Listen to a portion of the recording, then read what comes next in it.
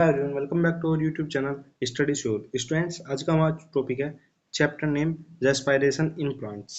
ये भी बच्चों एक अपने आप में बहुत ही अच्छा चैप्टर है और बहुत ही हार्ड चैप्टर है, जो कि हमेशा नीट में बहुत अच्छे क्वेश्चन गेन करता है और बच्चों को नीट में सिलेक्शन दिलाता है। बहुत ही इंपॉर्टेंट है बच्चों, अगर समझोगे तो ईजी है। वैसे बहुत अच्छा चैप्टर है ये। ठीक है, तो फर्स्ट है ये इंट्रोडक्शन। ठीक है, इसमें फर्स्ट है बच्चों, respiration is the process of oxidation of food to release energy. जो रेस्पिरेशन है बच्चों, वो क्या है, एक प्रोसेस है। ठीक है, किसका प्रोसेस है? ऑक्सीडेशन ऑफ फूड, जिससे क्या होता है बच्चों, रिलीज ऑफ एनर्जी होती है। एनर्जी किसकी फॉर्म में रिलीज होगी? एटीपी की फॉर्म में होगी। नेक्स्ट पॉइंट हमारा point number second, all living cell of plant respire continuously day and night. जो हमारी प्लांट्स की सब सेल होती है, ऑल लिविंग सेल्स, ठीक है, जो कि लिविंग सेल्स होती है। ठीक है बच्चों, प्लांट्स में ऐसे भी सेल होती है जो कि डेड सेल होती है, बट जितनी भी लिविंग सेल्स होती है प्लांट्स की, वे रेस्पायरेशन करती है कंटिन्यूअसली डे एंड नाइट में। फिर है हमारे पास पॉइंट नंबर थर्ड, एनर्जी। ठीक है, energy release during respiration is store as ATP. जो एनर्जी होती है किसके दौरान? रेस्पायरेशन के दौरान हमें एनर्जी रिलीज होती है, मिलती है, वो किसकी फॉर्म में स्टोर होती है? एटीपी की फॉर्म में स्टोर होती है। ठीक है, नेक्स्ट पॉइंट है हमारा point number four, ATP is called energy currency of cell. जो एटीपी है वो क्या है? एनर्जी करेंसी ऑफ सेल है। नेक्स्ट है हमारे पास point number fifth, glucose is most common respiratory substrate. ठीक है, जो ग्लूकोज है वो क्या है? सबसे कॉमन है रेस्पिरेटरी सबस्ट्रेट में। अब है हमारे पास बच्चों टाइप ऑफ रेस्पिरेशन। रेस्पिरेशन कितने टाइप का होता है? हमारे पास फर्स्ट पॉइंट है इसका, एरोबिक रेस्पिरेशन, ओकर in the presence of oxygen. और सेकंड है हमारे पास एनारोबिक रेस्पिरेशन। ठीक है, जो किसकी अब्सेंस में होता है? ऑक्सीजन की। एरोबिक ऑक्सीजन की प्रेजेंस में होगा, एनारोबिक ऑक्सीजन की अब्सेंस में होगा। फिर है नेक्स्ट है एरोबिक रेस्पिरेशन। जो ऑक्सीजन की प्रेजेंस में रेस्पिरेशन होता है वो कंप्लीटली ऑक्सीडाइज करता है किसको? ग्लूकोज को, कार्बन डाइऑक्साइड में और वाटर में। ठीक है, जो एनारोबिक रेस्पिरेशन होता है वो किसमें होता है? यीस्ट में होता है, जो कि प्रोड्यूस करता है एथेनॉल एंड CO2। ठीक है, कार्बन डाइऑक्साइड। फिर नेक्स्ट है हमारे पास point number 10, anaerobic respiration in muscle cell produce lactic acid. जो एनारोबिक रेस्पिरेशन होता है किसमें होता है? जब मसल सेल्स में होता है तो वो क्या प्रोड्यूस करती है बच्चों? Lactic acid. अब है हमारे पास ग्लाइकोलाइसिस की साइकिल। ठीक है, ग्लाइकोलाइसिस कहाँ पे होती है? साइटोप्लाज्म में होती है। ग्लाइकोलाइसिस को और क्या कहते हैं? EMP पाथवे कहते हैं। ठीक है, EMP का मतलब क्या है बच्चों?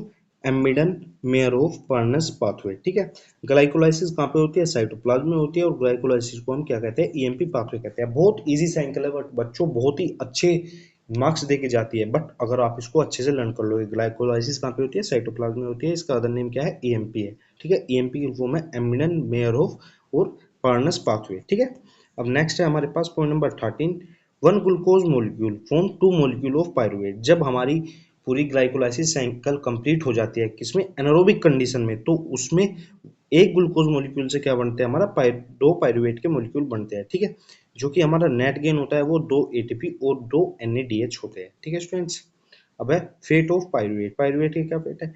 In the presence of O2, pyruvate किसके अंदर एंटर कर जाता है? मिटोकॉन्ड्रिया के अंदर। ठीक है, O2 की प्रेजेंस में पायरुवेट किसके अंदर एंटर कर जाता है? मिटोकॉन्ड्रिया की प्रेजेंस में। ठीक है, इन यीस्ट। ठीक है, ईस्ट में मतलब एनारोबिक कंडीशन में पायरुवेट क्या करता है? फॉर्म करता है हमारा एथेनॉल और कार्बन डाइऑक्साइड। ठीक है स्टूडेंट्स, नेक्स्ट पॉइंट है पॉइंट नंबर 17, इन मसल्स। मसल के अंदर क्या करता है? पायरुवेट फॉर्म करता है लैक्टिक एसिड। किस कंडीशन में? अंडर एनारोबिक कंडीशन में। ठीक है स्टूडेंट्स, अब हमारे पास है नेक्स्ट लिंक रिएक्शन। ठीक है, लिंक रिएक्शन में क्या है? Pyruvate is converted into acetyl coenzyme A in the mitochondrial matrix. Most important point है बच्चों, पायरुवेट कन्वर्ट होता है एसिटाइल कोएंजाइम ए में। कहाँ पे? मिटोकॉन्ड्रियल मैट्रिक्स में। ठीक है, नेक्स्ट पॉइंट है जो CO2 रिलीज होती है वो किसके दौरान होती है? हमारी लिंक रिएक्शन के टाइम पे होती है। ठीक है, CO2 कब रिलीज होती है बच्चों?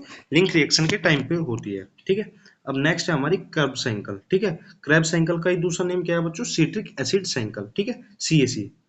नेक्स्ट पॉइंट है हमारा पॉइंट नंबर 20, क्रैब साइकिल ओकर इन मिटोकॉन्ड्रियल मैट्रिक्स। जो क्रैब साइकिल होती है वो कहाँ पे होती है? मिटोकॉन्ड्रियल मैट्रिक्स में होती है।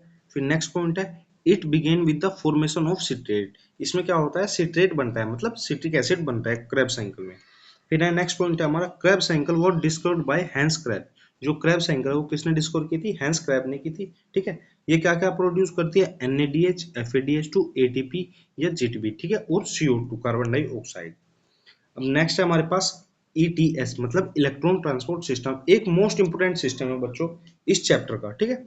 इसमें फर्स्ट पॉइंट है हमारा ETS ओकर एट द इनर मिटोकॉन्ड्रियल मेम्ब्रेन। जो ETS है मतलब इलेक्ट्रॉन ट्रांसपोर्ट सिस्टम है, ये कहाँ पे होता है? इनर मिटोकॉन्ड्रियल मेम्ब्रेन में होता है, जिसका अदर नेम क्या है? क्रिस्टे, ठीक है।